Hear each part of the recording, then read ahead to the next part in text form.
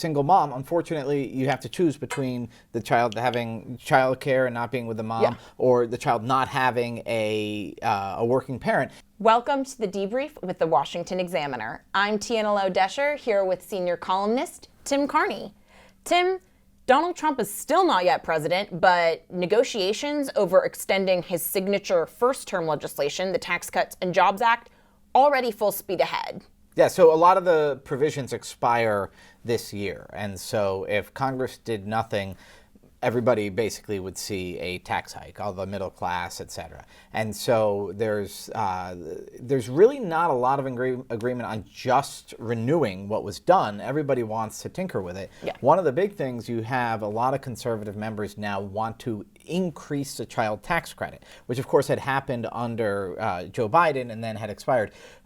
Blake Moore is a congressman from Utah, and he's proposed a bill to increase the child tax credit from $2,000 to $3,000, have it be even bigger, $4,200 for children who are not yet in school age, and have some other expansions for it. So that's a bill, some conservatives don't like it. They're afraid it'll discourage work. They're afraid it's a giveaway to family. But at the meantime, you got the White House, especially J.D. Vance, trying to say we should be supporting families amid a low and falling birth rate. And frankly, as like a long-term investment, it seems a little bit more sound than some of the pledges that Trump teased on the campaign trail, right? There was no tax on tips. There was no tax on Social Security benefits, all things that would pretty rapidly expand the deficit. The argument, again, with like the child tax credit expansion in the long term is not only does it reduce child poverty, but also helps keep more workers in the workforce. Yep. You can use it for, if you want, childcare. You can also use it to supplement a parent staying at home. So it's value neutral. And there is something of a work requirement in this bill. And so, again, that helps the idea that if it's a single mom, unfortunately, you have to choose between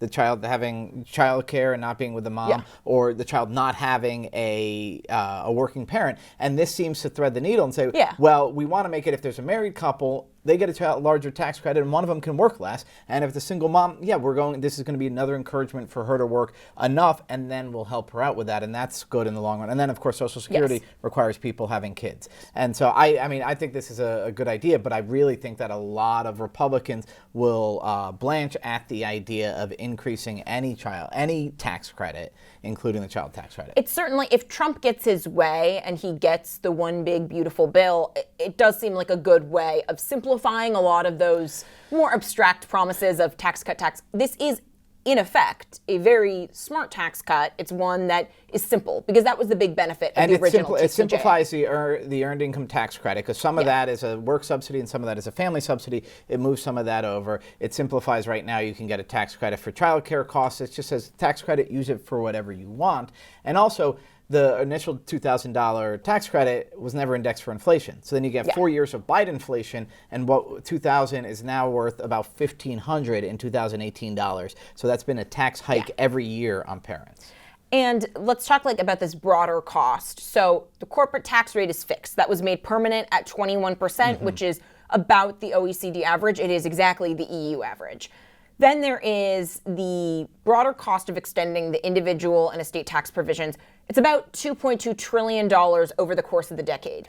One of the most obvious offsets to this would be taking the state and local tax deduction, which the original TCJA capped at $10,000, meaning that you could no longer write off your check to Gavin Newsom or to Kathy Hochul. You could no longer write it off to sensible states.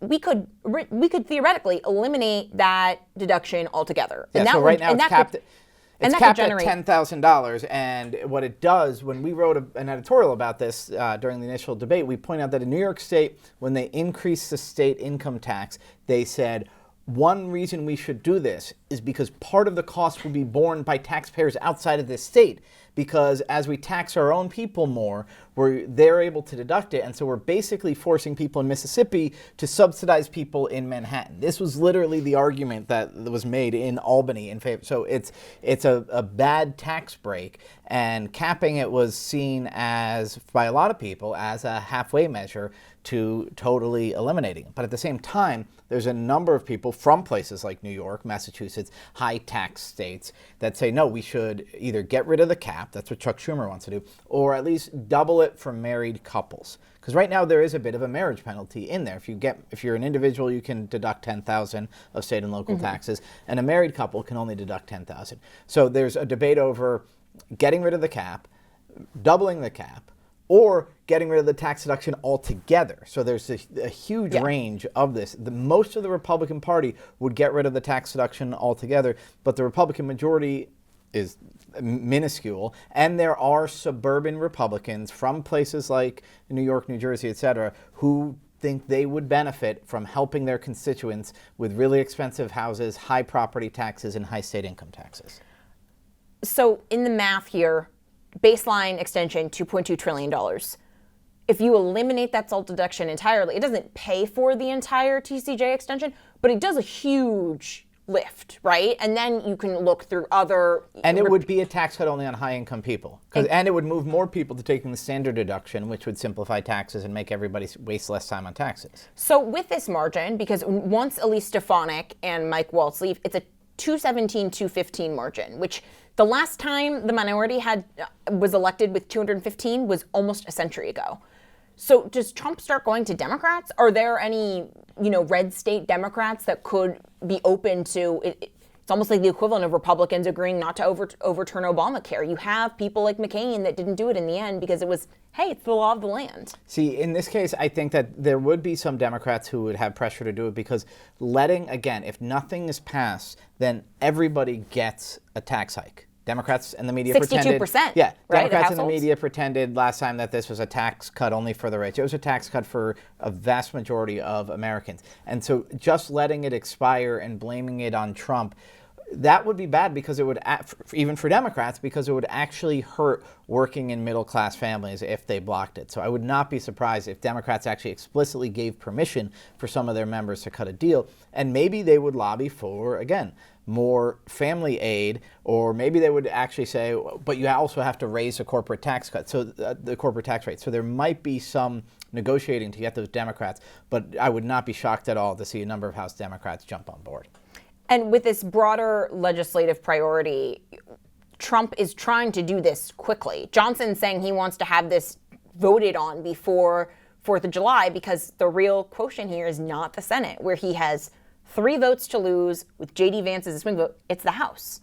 Do you think this winds up staying one big, beautiful bill, or do you think Trump will wind up having to splice it into a few? I mean, that's a huge guess. I don't know, but I do think Trump knows that he has to move it right away, and that if the longer it lingers, the less likely it is to pass. I think he's absolutely right. Yeah, because that expiration for TCJA is the end of the year, and no one wants to head into midterms with 62% of households getting a tax hike.